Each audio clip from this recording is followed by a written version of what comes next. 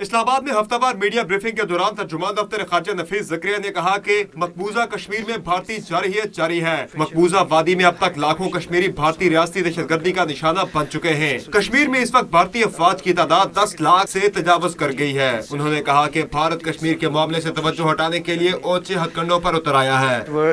भारत कश्मीर में जारी इंसानी हुकूक की खिलाफ वर्जियों से तवज्जो हटाने के लिए लाइन ऑफ कंट्रोल और वर्किंग बाउंड्री पर इश्तियाल अंगेजी कर रहा है। ज़करिया ने कहा कि भारतीय हाई कमीशन का एहलकार सुरजीत सिंह पाकिस्तान की सलामती के खिलाफ काम कर रहा था। सुरजीत सिंह की पाकिस्तान मुखालिफ सरगर्मियों की बावसूख मालूमात मौजूद थी। उन्होंने बताया कि भारतीय हाई कमिश्नर को कल दफ्तर खारजा तलब किया गया था और सुरजीत सिंह की वापसी का परवाना थमाया गया। भारत में पाकिस्तानी हाई कमीशन के एहलकार को गिरफ्तार करना वियना कन्वेंशन और सिफारती आदाब की खिलाफ वर्जी है। भारत ने पाकिस्तानी हाई कमीशन के अफसर को ज़दोकोप किया। पाकिस्तान ने भारत को अपनी तशवीश से आगाह कर दिया है।